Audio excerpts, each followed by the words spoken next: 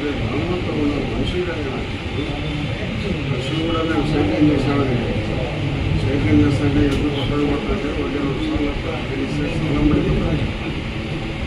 విజ్ఞానం కూడా లేదు, విశ్వజ్ఞానం కూడా లేదు. ఏం చేసుకుంటారు దాంతో సపరేట్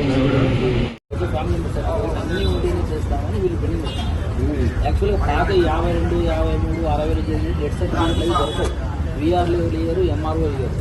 అవి ఉంటేనే రీసెర్చ్ చేస్తామని వీళ్ళు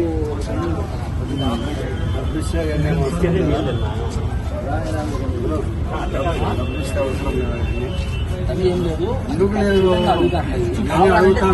డబ్బిస్తే చెప్తా. 30-40 సంవత్సరాల కిందట నేను, మా నాయన, మా చిన్నాయన ఇద్దరు భూములు పంచుకున్నాం. మాకేం అగ్రిమెంట్ లేదు. ఫలానా చేను 2 ఎకరాలు 2 ఎకరాలని గుర్తు చేసుకున్నాం. నేను 70 ఏళ్ళ కిందట మా చిన్నాయన గారు పంచుకున్నాను. ఏం డిస్ట్రిక్ట్ లేదు, మాకేం రిజిస్టర్లు లేవు.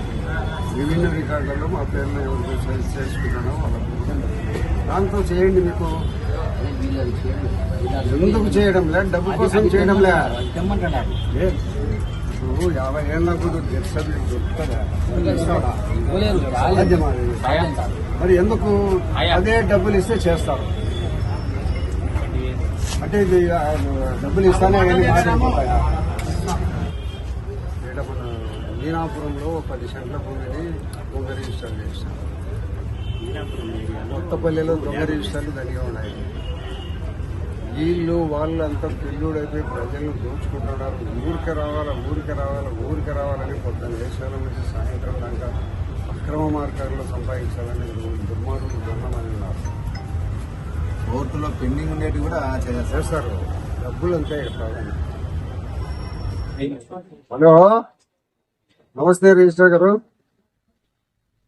ఏముంది మీ ఆఫీసులో సబ్దర్ అని ఒకతను, ప్రవీణ్ ఒకరు, అటెండరు డబ్బులు చేసింది సాయంత్రానికి అంతా పంచుతున్నారు. అసలు ముందు 100 రూపాయలు ఉంటే ఇప్పుడు 200 పెంచినారు. ఈ 10 మిక్కాలైంది. ఆఫీసులో 2-3 ఉన్నారు, మిగతా వాళ్ళు. ఇది వాళ్ళ సొంత ఎస్టేట్ లాగా ఉంది. ఇష్టం వచ్చినప్పుడు పోవడము. మార్చినంత నిజాయితీ పనులు వేయండి. పొద్దుటూరులో డబ్బులు ట్రాన్సాక్షన్ విపరీతమైన రిజిస్టర్ తీసుకొచ్చి సంవత్సరానికి 1000 కోట్లు ప్రభుత్వానికి డబ్బు వచ్చే చోట మంచి వాళ్ళని వేయండి. మంచి వాళ్ళని కొంచెం నిజాయితీ పనులను వేయండి. లక్షల రూపాయల జీతాలు వస్తున్నాయి. ఏంటికి ఇంకా గడ్డి తింటున్నారు? లెటర్ పంపిస్తాలే.